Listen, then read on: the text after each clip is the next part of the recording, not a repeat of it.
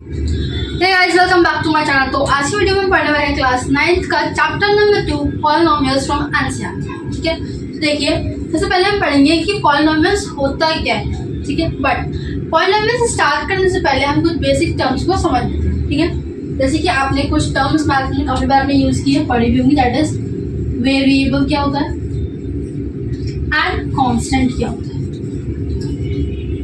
आपने कई बार सुना होगा, आपने कई बार ये टर्म्स को यूज भी किया है। 6, 7, 8 क्लास में आपने वर्ड्स को यूज किया। देखिए वेरिएबल क्या होता है, कांस्टेंट। देखो हम जैसे कि इंग्लिश में एबीसीडी बोलते हैं, ठीक है, वही जो स्मॉल लेटर्स होते हैं लाइक आपका एक्स, वाई, जेड, पी, कई बार होता है, कई बार टी भी यूज होता है, इनको बोलते हैं हम वेरिएबल्स।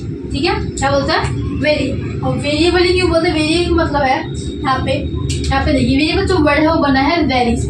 इसका मतलब क्या है कि इनकी वैल्यूज जो है वो चेंज होती रहेगी, मतलब सेम नहीं। किसी क्वेश्चन में एक्स की वैल्यू कुछ और होगी, किसी क्वेश्चन में एक्स की वैल्यू कुछ और होगी। सेम चीज applies on these all.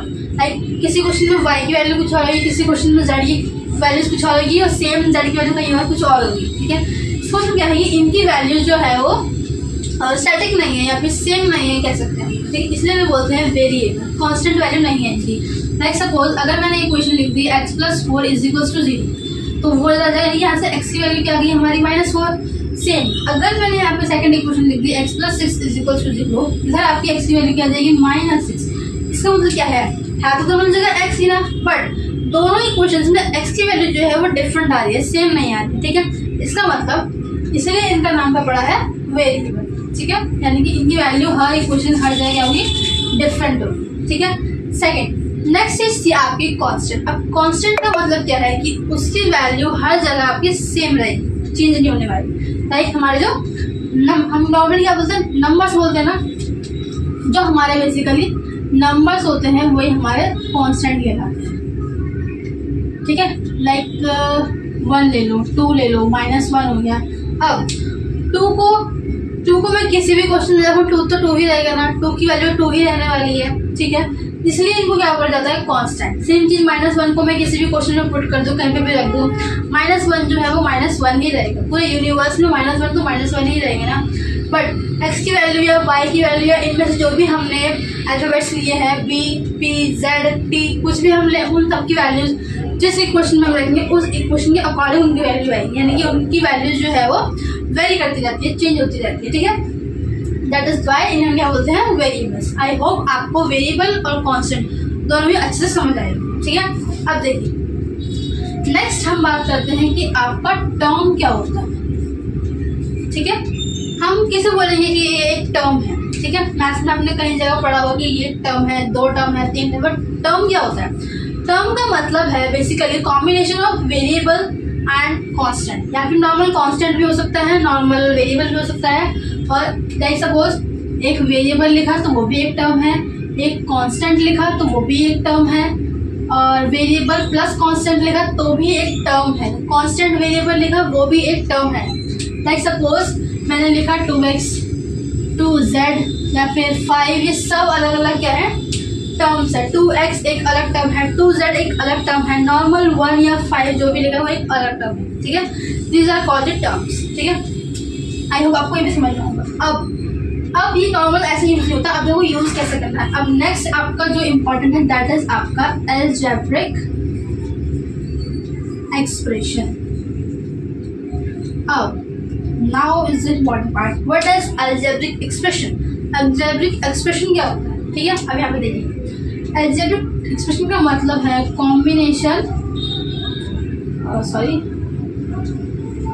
Combination of terms by plus या माइनस। इन साइन से जो हम टर्म्स को ऐड कर देते हैं, सब्ट्रैक्ट करते हैं। Like suppose 2x + 5y + 3 = 2। ये क्या हो गया, आपकी एक अलजेब्रिक एक्सप्रेशन है। वो कैसे, देखो मैंने बताया था ये कॉम्बिनेशन को क्या बोलते हैं, टर्म बोलते हैं, टर्म हो गया।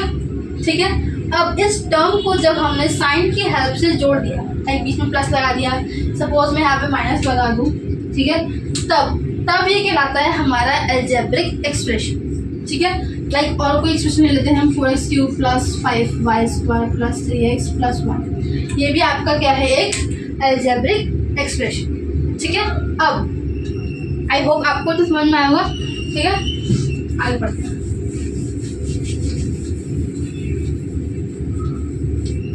यहाँ पे अलजेब्रिक एक्सप्रेशन आपको समझ में आई है। अब देखिए, अब आपके पास एक और बड़ा है, वो दैट इज, अब इसके अकॉर्डिंग आपका इक्वेशन क्या होता है, ये पास क्वेश्चन होगा, है ना।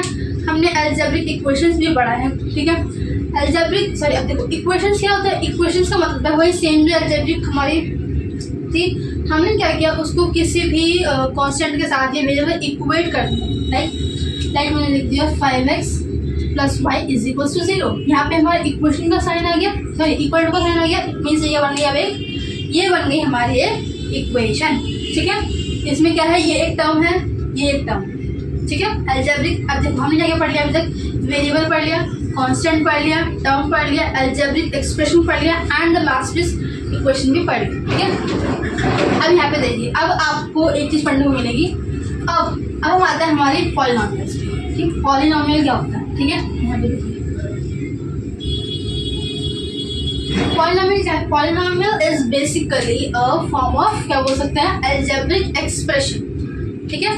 पॉलिनोमियल क्या है, a form of algebraic expression having its power having whole number as its power। I hope आप सभी को होल नंबर से पता ही होंगे, ऐसे नंबर जो कि 0 से स्टार्ट होते हैं, 0 1 2 टिल इनफिनिटी, ठीक है। यानी कि पॉलिनोमियल क्या होता है, ऐसा फॉर्म ऑफ अलजेब्रिक एक्सप्रेशन। पढ़ा हमने भी, अलजेब्रिक एक्सप्रेशन क्या होता है, अलजेब्रिक एक्सप्रेशन तब कब होगा वो पॉलिनोमियल, जब उसकी पावर क्या होगी, एक होल नंबर होगी। सपोज लाइक मैंने ये इक्वेशन ले ली 5x² plus 5y is equal to 0। Algebraic expression है ना, क्योंकि दो टर्म्स आ रही है, दोनों प्लस के साइन से कंबाइन होते हैं, ठीक है। नेक्स्ट, उसके बाद इस एक्सप्रेशन को अगर हम देखिए, और इसकी पावर क्या है, यहाँ पे y की पावर 1 है एंड यहाँ y की पावर 2 है, दोनों ही हमारी होल नंबर है, कोई भी नेगेटिव नहीं है या फिर अपॉन में नहीं है, ठीक है। दोनों ही हमारी पावर जो है वो whole number, it means it is a polynomial, ठीक है। पॉलिनोमियल कब हुआ, जब जो हमारा वेरिएबल है, आपको याद है ना, वेरिएबल की पावर कैसी होनी चाहिए, आपकी होल नंबर होनी चाहिए, ठीक है। तो अब देखिए आगे करते हैं।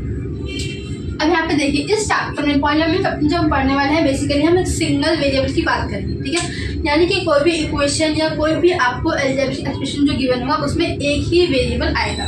लाइक इस इक्वेशन में हमने दो वेरिएबल यूज कर लिया, एक्स एंड वाई, बट इस चैप्टर में जो हम पढ़ने वाले हैं उसमें आपको सिर्फ एक ही वेरिएबल मिलेगा। लाइक सपोज अगर एक्स यहाँ पे यूज हुआ है, तो पूरे इक्वेशन में आपका एक्स ही यूज होने वाला है, ठीक है।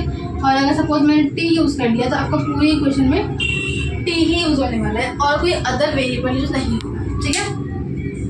आई होप यू अंडरस्टैंड, ठीक है। अब देखिए, अब देखो आपको एक दो चीज और पढ़नी है, फिर हम आते हैं अपने एनसीईआरटी के क्वेश्चंस, ठीक है। और यहाँ पे देखिए, कॉलम समझ में आया, वेरिएबल पढ़ लिया, constant, algebraic expression, terms, equation सब पढ़ लिया हमने। अब देखिए नेक्स्ट चीज है आपकी कोफिशिएंट क्या होता है। कोफिशिएंट क्या होता है, कोफिशिएंट का मतलब है किसी भी कांस्टेंट के ऊपर हम नंबर, अगर उसके साथ सॉरी कोई भी हमने वेरिएबल जो पढ़ा था उसके साथ जो भी नंबर होगा वो हमारा कोफिशिएंट कहलाएगा, ठीक है। लाइक सपोज, या बेसिकली आप कह सकते हैं जुड़ा हुआ किसी भी कांस्टेंट के, सॉरी वेरिएबल के साथ जो भी हमारा जुड़ा हुआ वेरिएबल होगा वो हमारा क्या कहलाएगा, कोफिशिएंट कहलाएगा। लाइक सपोज मैंने लिखा यहाँ पे 5x² एंड यहाँ हम लिख देते हैं 3x3, ठीक है। अब अगर इस वाले अलजेब्रिक एक्सप्रेशन में मैं पूछूं कि x² का कोफिशिएंट क्या है, x² के कोफिशिएंट का मतलब मुझे बताना है कि इसमें x² के साथ जुड़ा हुआ क्या है, दैट इज 5 है, तो यानी कि कोफिशिएंट ऑफ x² क्या हो जाएगा हमारा 5। एक एग्जांपल ले लेते हैं, लाइक सपोज मैंने यहाँ लिख दिया 3x³ plus 4x² plus 5x and plus 4, ठीक है।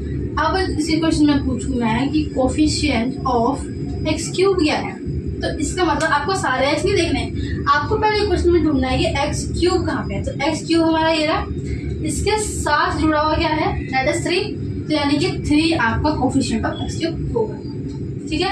सेम चीज अगर मैंने पूछा कि इस ही इक्वेशन में कोफिशिएंट ऑफ एक्स स्क्वायर क्या है, देन एक्स स्क्वायर के साथ क्या जुड़ा हुआ है, क्या चिपका हुआ है, दैट इज 4, यानी कि कोफिशिएंट ऑफ एक्स स्क्वायर क्या होगा यहाँ पे 4, ठीक है। अब सपोज इक्वेशन मैंने पूछ लिया कोफिशिएंट, ये तो उसका इजीली कर लोगे, बट अगर ये वाली इक्वेशन देखिए आपको पूछा गया कि बताओ what is the coefficient of y. अब अगर आप इक्वेशन में देखिए वाई तो हमारा कहीं है ही नहीं, जब वाई कहीं यूज ही नहीं हो रहा है तो इसका मतलब कोफिशिएंट, जब वाई कहीं है ही नहीं तो वाई के साथ भी कुछ नहीं होगा, ऑब्वियस सी बात है। यानी ये कोफिशिएंट ऑफ वाई क्या होगा हमारा 0, ठीक है। आई होप यू अंडरस्टैंड। अब ये आपका एक क्वेश्चन है जो आपको कमेंट सेक्शन में इसका आंसर करना है, ठीक है। क्वेश्चन है कि अगर मैंने वाली इक्वेशन दे दी है 4x की पावर 5 प्लस 4x की power 3 plus 3x and plus 1, ठीक है। आपको बताना है कि इस क्वेश्चन में कोफिशिएंट ऑफ x क्या है, ठीक है, एंड कोफिशिएंट ऑफ x5 क्या है, ठीक है। आपको इन दोनों क्वेश्चंस के आंसर देंगे, ठीक है। आई होप अंडरस्टैंड, ठीक है। अब कोफिशिएंट समझ में आ गया। अब नेक्स्ट है कि डिग्री क्या होता है।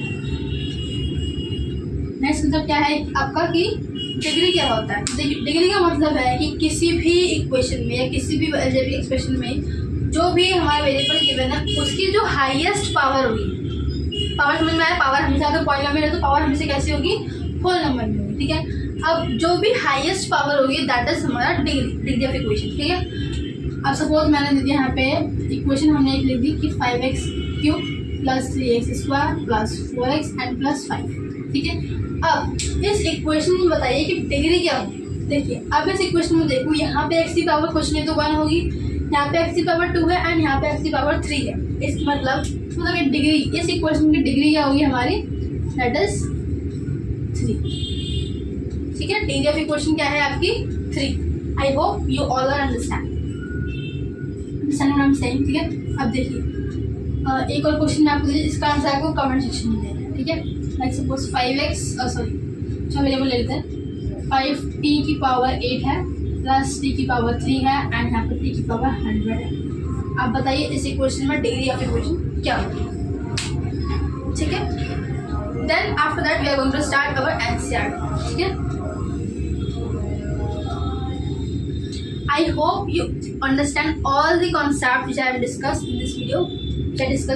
Like हमने क्या पढ़ा इस वीडियो में, हमने पढ़ा variable, constant, term, algebraic expression, equation and polynomial, ठीक है। डिग्री एंड कोफिशिएंट भी पढ़ा, ठीक है। Thanks for watching.